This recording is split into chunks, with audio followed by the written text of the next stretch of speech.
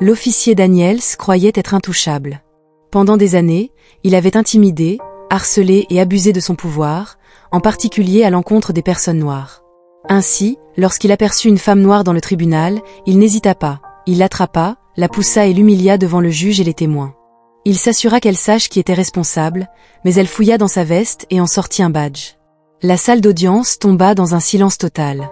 Daniels recula en titubant, son visage pâlissant, car il ne s'agissait pas d'une femme noire ordinaire. La vérité avait libéré tous ceux présents dans la salle. Un murmure silencieux parcourut l'assemblée alors que le juge se préparait à rendre sa décision finale.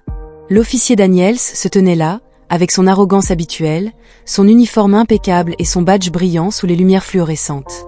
Il avait déjà témoigné des dizaines de fois contre des personnes qu'il avait arrêtées, dont beaucoup étaient noires, dans une ville où des policiers comme lui prospéraient grâce à un pouvoir incontrôlé.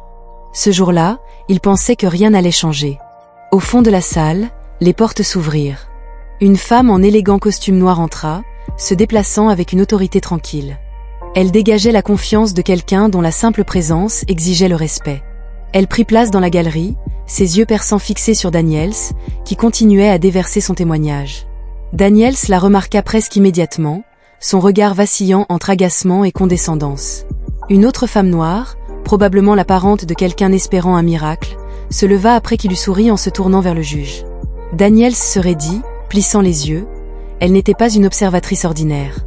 Il y avait quelque chose en elle, dans sa posture, qui le dérangeait. « Asseyez-vous, madame », aboya-t-il en s'approchant d'elle. « Ce ne sont pas vos affaires. » La femme soutint son regard impassible. « Excusez-moi », répondit-elle. Daniels se moqua d'elle, appréciant ces moments où il s'assurait que des gens comme elle connaissent leur place. Il s'approcha, sa voix se transformant en ricanement. « Vous vous êtes perdu, ce n'est pas le bureau d'aide sociale. » Un silence tomba sur la pièce, le marteau du juge suspendu dans l'air, le choc visible sur son visage. Quelques personnes altèrent. Cependant, la femme resta immobile, ses yeux sombres et perçants ne montrant aucune hésitation. « Retirez votre main », dit-elle d'une voix contrôlée mais ferme. Daniels resserra sa prise sur son bras, lui donnant une légère poussée. Le pouvoir l'envahit, il s'imaginait déjà sa réaction troublée, comme tant d'autres avant elle, mais elle ne recula pas. Elle fouilla simplement dans sa veste. L'instinct de Daniels s'enflamma, ses muscles se tendirent alors qu'il se préparait à réagir. Il connaissait ce mouvement, celui de quelqu'un fouillant dans sa poche, un geste soudain. Il dégaina son arme. Toute la salle retint son souffle. Elle sortit un badge. L'air devint glacial, le sourire suffisant de Daniels s'évapora, son visage perdit de sa couleur, ses doigts glissèrent de son bras alors qu'il reculait d'un pas. Le badge brillait sous les lumières du plafond, mais ce n'était pas n'importe quel badge. Elle leva légèrement le menton, sa voix calme mais ferme. « Officier Daniels, je suis la chef Renée Carter », annonça-t-elle, ses mots tranchant le silence comme une lame. « Depuis ce matin, je suis votre nouvelle supérieure. » La salle d'audience explosa. Daniels resta figé, les lèvres entr'ouvertes, incapable de prononcer un mot. Le poids de ses actes le frappa, son arrogance et son pouvoir incontrôlé s'abattant sur lui d'un seul coup. Le marteau du juge s'abattit enfin, mais il fut noyé par les murmures, la prise de conscience stupéfaite que le monde tel que Daniels le connaissait venait de changer à jamais. Un lourd silence plana sur la salle d'audience, le souffle de l'officier Daniels s'arrêta, son esprit s'efforçant de comprendre ce qui venait de se passer. Son monde, construit sur la croyance que des gens comme elle, les noirs et les opprimés, n'existaient pas, s'effondrait. « Chef », dit-elle, Renée Carter se tenant droite, son badge brillant toujours sous la lumière fluorescente. Les doigts de Daniels tremblèrent à ses côtés, son visage se déformant alors qu'il luttait pour reprendre le contrôle. Le juge frappa avec son marteau, « Ordre au tribunal », ordonna-t-il, mais même lui ne pouvait masquer l'intrigue qui émergeait de sa voix. Renée se tourna vers lui. « Votre honneur, je demande une discussion privée concernant la conduite de l'officier Daniels aujourd'hui et au cours de sa carrière. Je pense que cela sera pertinent pour ces procédures. » Le juge hésita, l'examinant. Daniels pouvait presque sentir le changement dans la pièce, le pouvoir qu'il détenait glissant entre ses doigts. « Très bien, chef Carter », finit par dire le juge. Pause de 15 minutes. Daniels sentit l'air quitter ses poumons. Le juge l'écoutait réellement alors que les gens commençaient à quitter la salle d'audience. Renée se tourna vers lui, le fixant du regard. L'intensité de son regard le fit se sentir plus petit qu'il ne l'avait jamais été dans sa carrière. Flashback. Le parcours de Renée. Renée Carter n'avait pas toujours porté un badge. Née et élevée dans la ville qui avait laissé tant de personnes sur le carreau, elle avait vu de ses propres yeux comment le système fonctionnait contre ceux qui lui ressemblaient.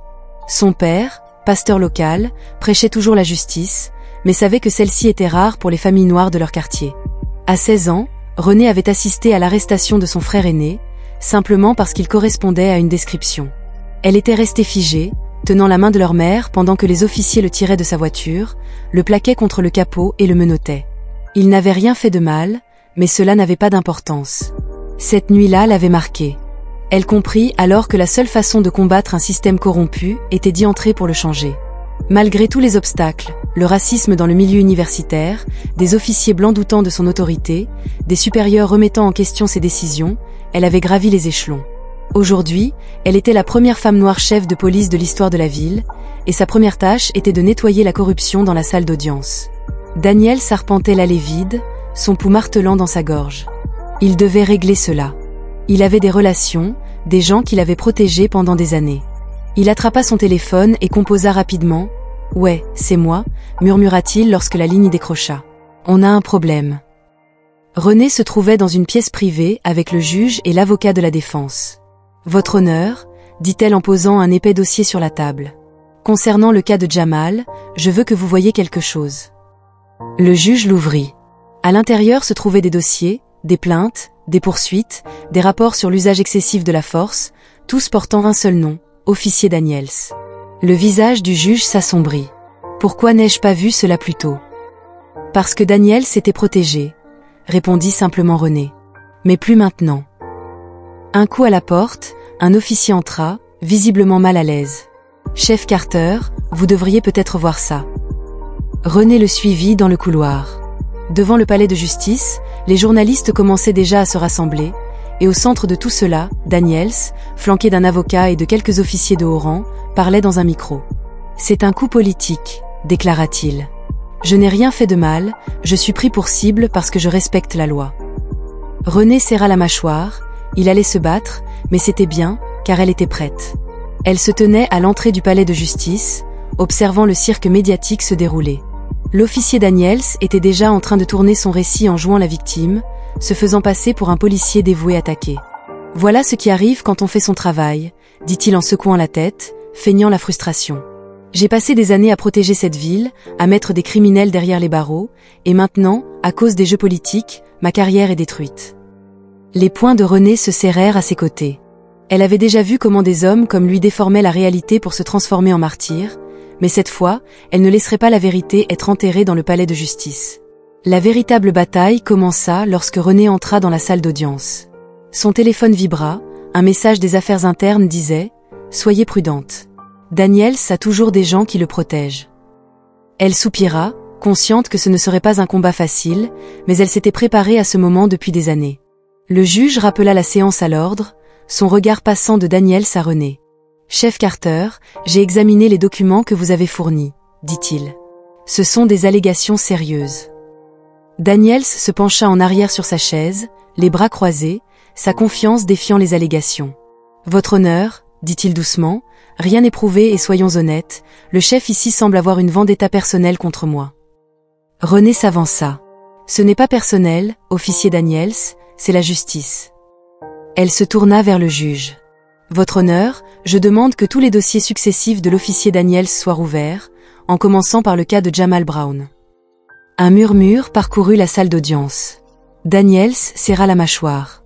Le juge hocha la tête. « Je prendrai cela en considération, mais je dois vous avertir, chef Carter, la réouverture de ces dossiers sera une bataille difficile. » L'expression de Renée resta ferme. « Je comprends, votre honneur, mais c'est une bataille qui vaut la peine d'être menée. » Daniels sortit en trombe du palais de justice, ses mains se refermant en poing. Il sentait son pouvoir lui échapper et il ne laisserait pas cela se produire. « Trouvez-moi quelque chose sur elle », aboya-t-il dans son téléphone en marchant. « N'importe quoi, je m'en fiche si vous devez déterrer son bulletin de maternelle. » Une voix à l'autre bout du fil hésita. « Danny, tu ne comprends pas, ce n'est pas juste un coup politique.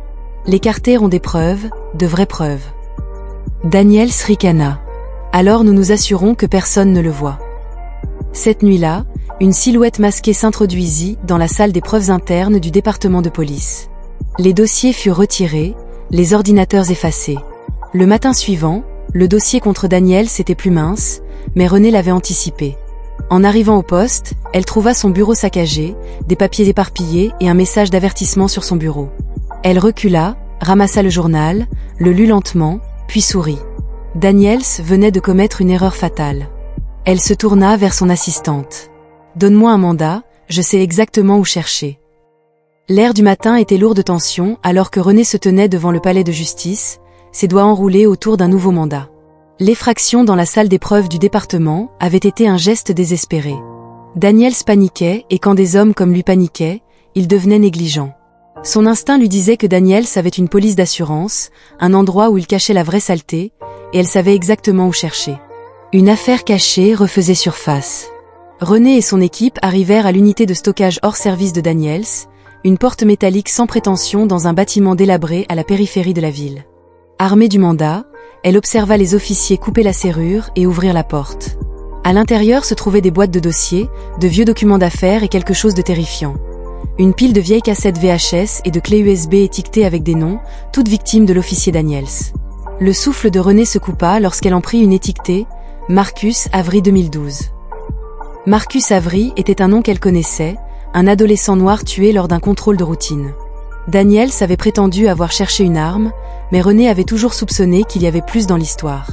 L'affaire avait été enterrée, jugée justifiée sans images de caméra corporelle disponibles, mais maintenant les images manquantes étaient là.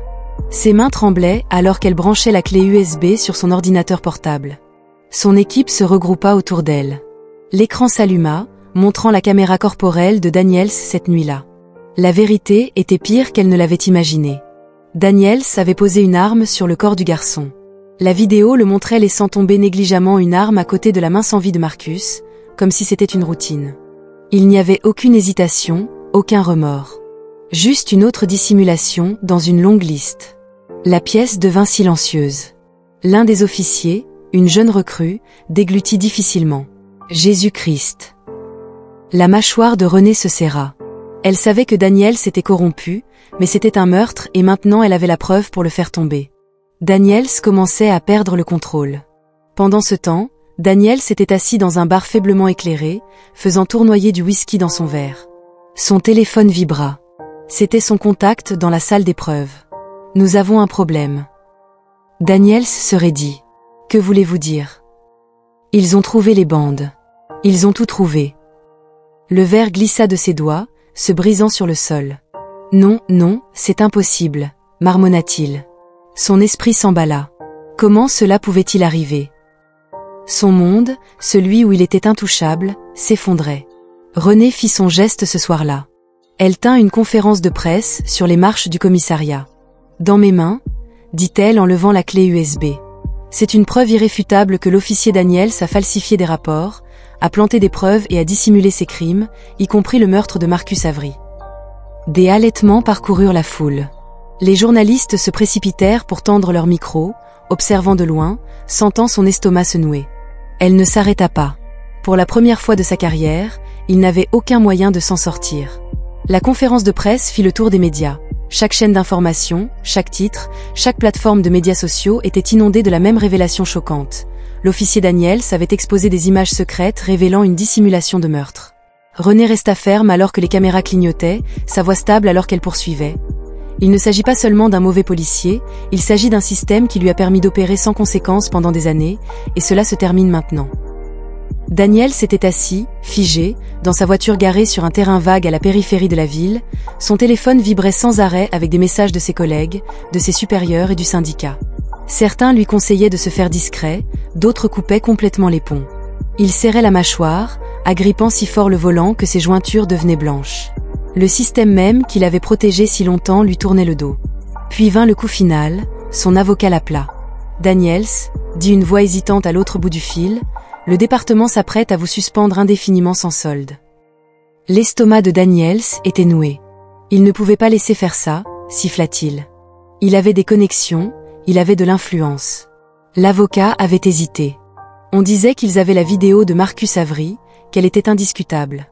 Daniels frappa son poing contre le tableau de bord. Son souffle était court, ses halètements irréguliers. Cela ne devait pas arriver. Il avait besoin d'une issue. Le désespoir engendrait l'imprudence. Daniels avait pris d'assaut son dernier bastion, le bureau du syndicat de la police. Il avait fait irruption en exigeant de l'aide. « Vous ne pouvez pas me jeter au loup » cracha-t-il. « J'ai fait ce que j'avais à faire. Les rues étaient plus sûres grâce à moi. » Mais les hommes à l'intérieur, ceux qui riaient autrefois de ses blagues racistes et couvraient sa brutalité, s'étaient déplacés mal à l'aise sur leur siège. L'un d'eux, un officier plus âgé, s'était raclé la gorge. « Daniels, vous devez vous défendre, nier cela, dire que les images ont été falsifiées, affirmer que vous êtes sérieux. » Daniels avait brisé sa voix. « Vous pensez qu'une fausse vidéo va tenir le coup ? Carter avait le public dans sa poche si nous ne mettons pas fin à ça maintenant. Nous sommes tous en danger. » Un autre officier secoua la tête. « Non, tu es le prochain, nous ne risquerons pas nos carrières pour toi. » Le sang de Daniels se glaça, ils avaient fini de le protéger. Pour la première fois de sa vie, il ressentit ce que c'était que d'être impuissant. René poussait plus fort. Elle n'avait pas terminé cette nuit-là, elle avait émis un mandat d'arrêt officiel contre Daniels alors que les officiers arrivaient chez lui en frappant à la porte. Daniels était déjà parti, il avait disparu. Une chasse à l'homme était désormais en cours. Le téléphone de René sonna, un message d'un numéro inconnu apparut. « Tu penses avoir gagné, ce n'est pas fini. » Elle sourit en verrouillant son téléphone, oh mais ce n'était que le début. La ville était en état d'alerte, les stations d'information diffusaient des reportages de dernière minute sur un policier en fuite après une dissimulation de meurtre révélée. Des hélicoptères survolaient la zone pendant que les officiers ratissaient les rues. Chaque point de contrôle d'autoroute, chaque aéroport, chaque gare routière était surveillé. Daniels n'avait nulle part où aller, mais René le connaissait. Elle savait exactement où il avait couru, un homme qui n'avait rien à perdre. Le monde de Daniels s'était effondré en quelques heures. Le système en lequel il avait confiance l'avait rejeté de la même manière. Des amis puissants qu'il avait couverts refusaient désormais de lui répondre. Ses mains tremblaient alors qu'il agrippait le volant de la voiture volée, la sueur coulait sur son visage. Sa carrière, sa réputation, toute sa vie était partie, mais il lui restait une chose, la vengeance. Le piège était tendu. René se tenait devant un entrepôt abandonné près des quais. Elle avait anticipé ce moment. Daniels était trop arrogant pour fuir indéfiniment, il ne voulait pas se rendre sans résistance. Son téléphone sonna. « Je sais que tu me cherches, Carter », dit une voix rauque dans le haut-parleur, « mais tu ne sais pas comment cela se termine. » René ne scia pas. « Je le sais, en fait, cela se termine avec toi menotté. » Un rire cruel. « Tu penses que tu as gagné. Tu crois que me faire tomber change tout ce que le système a fait de moi, et quand je serai parti, quelqu'un comme moi prendra ma place. » La mâchoire de René se serra. « Non, Daniels, le système t'a laissé exister, mais le changement commence aujourd'hui. » Un bruissement, puis la ligne se coupa. Elle expira lentement, il était proche de l'épreuve de force finale à l'intérieur de l'entrepôt. Daniels s'accroupissait derrière une pile de caisses, son arme de service volée serrée dans ses mains. Il pouvait entendre des pas. René était venue seule, bien qu'elle. Elle entra dans l'espace faiblement éclairé, sa silhouette nette et inébranlable. « Daniels, c'est fini », la voix de Daniels était basse, tremblante de rage, « tu as ruiné ma vie. » René secoua la tête, « Non, c'est toi qui as fait ça. » Un silence tendu, puis Daniels se précipita hors de l'ombre, arme levée. Bang, un seul coup de feu résonna dans l'entrepôt. Daniels recula en titubant, son arme tomba au sol, une tache rouge s'étendit sur son épaule, sa respiration devint saccadée alors qu'il s'effondrait contre une caisse. L'arme de René resta stable dans ses mains. « Je t'avais dit que c'était fini », les sirènes de police hurlèrent à l'extérieur. Les officiers affluèrent, encerclant Daniels alors qu'il tombait à genoux pour la première fois. Il n'avait aucun pouvoir, aucun contrôle. L'un des officiers qui l'arrêtait lui lut ses droits, les mêmes mots que Daniels avait froidement récités à d'innombrables hommes innocents avant de les emmener. Daniels leva la tête, croisant le regard de René une dernière fois. De la haine pure, mais en dessous, de la peur, et pour René, la victoire, mais pas seulement pour elle, pour chaque victime. Les pensées de Daniels n'obtiendraient jamais justice. Daniels s'était assis dans la froide salle d'interrogatoire, son uniforme autrefois impeccable remplacé par une combinaison orange. Ses mains maintenant menottées tressaillirent contre la table en métal. Il avait passé toute sa carrière à terroriser les autres dans des pièces comme celle-ci, mais maintenant c'était lui qui attendait. La porte grinça en s'ouvrant, le chef René Carter entra, aussi autoritaire que jamais. Elle posa un dossier sur la table et tira une chaise en face de lui. Elle ne se réjouit pas, elle n'en avait pas besoin. Daniels se moqua en forçant un sourire narquois, appréciant ta petite victoire. René resta silencieuse en ouvrant le dossier. À l'intérieur, il y avait des pages de plaintes, témoignages et noms de victimes dont les voix avaient été ignorées pendant des années. « Tu fais face à de multiples accusations », dit-elle en tournant une page. Falsification de preuves, obstruction à la justice et surtout le meurtre de Marcus Avery. La mâchoire de Daniels se serra au nom. René continua, le procureur propose un accord. Plaide coupable, donne les noms de tes complices, ceux qui t'ont couvert et tu pourrais éviter la prison à vie. Daniels laissa échapper un rire amer. Tu penses vraiment que je trahirais les miens? René se pencha, sa voix baissant légèrement. La tienne t'a abandonné à la seconde où tu es devenu un fardeau. Le sourire narquois de Daniels faiblit, elle avait raison, le syndicat, ses collègues, ses relations, tous lui avaient tourné le dos. Pour la première fois, il était seul. La salle d'audience, le jugement final. Des semaines plus tard, la salle d'audience était pleine, les caméras de presse alignées à l'arrière, les citoyens et les militants occupant les sièges et au centre de tout cela, Daniels était jugé pour ses crimes. L'accusation avait exposé l'affaire avec une efficacité brutale, les images de la caméra corporelle, les témoignages, les faux rapports, il n'y avait pas d'échappatoire. Jamal Brown, le jeune homme que Daniels avait faussement arrêté au tout début, monta à la barre. Sa voix était ferme. « Cet homme m'a traité comme si je n'étais rien, dit Jamal, mais aujourd'hui je suis là pour m'assurer que personne d'autre ne souffre comme moi. » René regardait depuis le premier rang, ses mains jointes, c'était la justice, pas la vengeance. Lorsque le verdict de culpabilité fut prononcé, une vague d'émotion parcourut la salle. Daniels était finalement tombé, les conséquences, un système commençait à changer.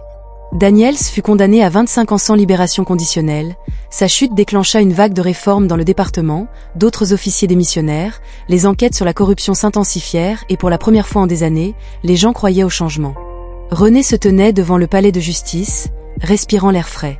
Les journalistes lui posaient des questions, mais elle les ignora. À la place, elle se tourna vers Jamal, debout à côté de sa mère. « Tu as fait du bon travail aujourd'hui, dit-elle. Jamal hocha la tête. Toi aussi. Elle sourit, ce n'était que le début. Le soleil était bas dans le ciel alors que René s'éloignait du palais de justice. Le poids du procès s'allégeait enfin. Le combat avait été long, les cicatrices profondes, mais aujourd'hui la justice avait prévalu. Daniels n'était plus seulement un policier, mais un homme qui avait été protégé pendant des années par un système défaillant. Plus de dissimulation, plus de mensonges. Les journalistes affluaient, les micros tendus dans sa direction. « Chef Carter, comment se sent-on après avoir fait tomber l'officier Daniels ?» lui demanda-t-on. René s'arrêta. Elle aurait pu dire que ça faisait du bien, elle aurait pu parler de victoire, mais au lieu de cela, elle regarda droit dans la caméra. Il n'avait jamais été question de faire tomber un homme, dit-elle fermement, il s'agissait de demander des comptes à un système qui l'avait laissé exister. Les caméras flashèrent, le monde écoutait. Elle se retourna en descendant les marches devant les gens qui avaient combattu à ses côtés, passant Jamal et sa famille, devant les jeunes noirs qui voyaient maintenant un nouvel avenir, un avenir où la justice n'était pas juste une promesse mais une réalité. Alors qu'elle atteignait sa voiture, son téléphone émit un message d'un numéro inconnu. 1 an moins, il en restait encore beaucoup à faire. René expira, le combat n'était pas terminé, mais le changement avait commencé et ce n'était que le premier domino à tomber.